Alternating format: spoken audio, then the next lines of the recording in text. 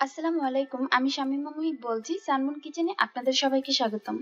আজকে আমি আপনাদেরকে প্যাকেটের যে ফালুদাটা থাকে সেটি তৈরি করে দেখাবো। অনেকেই বলবেন এটা আবার দেখানোর কি আছে? হ্যাঁ, আসলেই তো এটা তো অনেক সহজ, এটা দেখানোর কি আছে? আসলে এই ভিডিওটা নিয়ে আমি হাজির হয়েছি কারণ হচ্ছে অনেকেই আছেন কনফিউশনে থাকেন যে কিভাবে আসলে বানাতে হয় বা কিভাবে জেলিটা প্রপার করতে হয়। এইসব ব্যাপারগুলো নিয়ে আসলে আমি এই ভিডিওটা নিয়ে হাজির হয়েছি। যারা জানেন না শুধুমাত্র তাদের জন্য এই ভিডিওটা। তো চলুন কাজে চলে যাচ্ছি। এর জন্য একটি পাতিলে আমি 1 লিটার দুধ এইভাবে ছেঁকে নিয়ে নিব।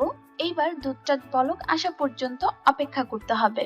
দুধটা যখন বলক চলে আসবে তখনই আমি এর মধ্যে ফালুদার যে মিক্স রয়েছে এই প্যাকেটটি দিয়ে দিব। ফালুদা মিক্সডের মোট 3টি প্যাকেট থাকে, 2টি জেলি আর একটি হচ্ছে নুডলস, সাবুদানা, তারপর হচ্ছে চিনি, এগুলোর একটি মিশ্রণ থাকে, কিশমিশ থাকে আর এখানে একটু আমের ফ্লেভার রয়েছে, এটা হচ্ছে ম্যাঙ্গো ফ্লেভারের। তো এই সবগুলো উপকরণগুলো আমি একসাথে আস্তে আস্তে করে মিলিয়ে দিব। কন্টিনিউ কিন্তু নাড়তে হবে, না হলে কিন্তু নিচের দিকে লেগে যাবে। যখন একটি বলক চলে আসবে তখন আর নাড়ার দরকার নেই। তো একটি বলক আসার পর এটিকে চুলায় রেখে আমি এবার অন্য কাজটি করব, মানে জেলি বানানোর কাজটি করব। কড়াইয়ের মধ্যে আমি 1 কাপ পানি নিয়ে নিয়েছি। পানিটা যখন বলক চলে আসবে তখন আমি এর মধ্যে জেলিটা দিয়ে দিব।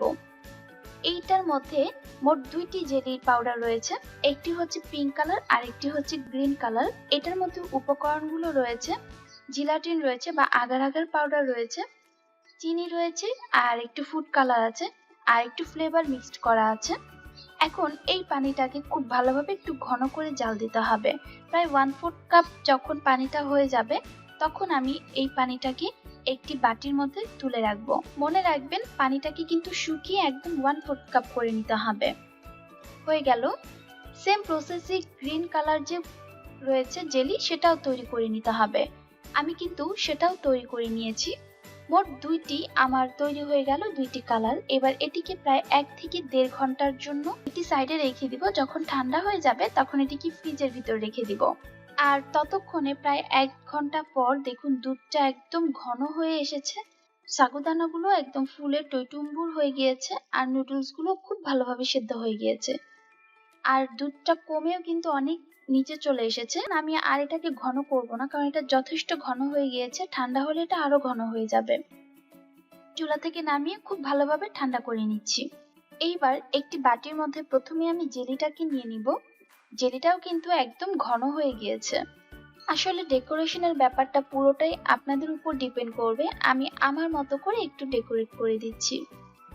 একটু জেলি দিয়ে নিলাম, এরপর গ্রিন কালার জেলি দিয়েছি, এরপর এর মধ্যে আমি ফালুদার মিক্সটা দিয়ে দিব, এরপর আবার আমি একটু জেলি দিয়ে দিব, এবার হচ্ছে পিঙ্ক কালার জেলিটা দিয়ে দিব, তারপর আবার একটু ফালুদার মিক্সটা দিয়ে দিব এবার এবং আবার জেলি দিব। এইভাবে আমি একটু লেয়ার তৈরি করেছি।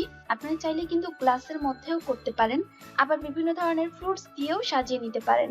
তো যেহেতু এটি প্যাকেটের তো সেক্ষেত্রে ফ্রুটস না, আমি এই ক্ষেত্রে জেলি দিয়েই এই অংশের কাজগুলো করছি। এটির স্বাদ কিন্তু অনেক টেস্টি, যদিও এটা অরিজিনাল সেই ঢাকায়া ফালুদা নয়, পুরান ঢাকার সেই অরিজিনাল ফালুদার রেসিপি এইভাবে না, আর এটির টেস্টটাও এমন না। তবে আমি যেটি তৈরি করেছি মানে প্যাকেটের এই ফালুদার টেস্টটাও খারাপ না, ভালোই লাগে। ইনস্ট্যান্টলি খুব দ্রুত তাড়াতাড়ি তৈরি করা যায় এই রান্নাটা। তো আশা করছি আজকের ভিডিওটা ভালো লাগবে। ভালো লাগলে আমার চ্যানেলে সাবস্ক্রাইব করবেন, আমার জন্য এবং আমার পরিবারের জন্য দোয়া করবেন। আপনারা ভালো থাকুন, সুস্থ থাকুন। বিদায় নিচ্ছি। আসসালামু আলাইকুম।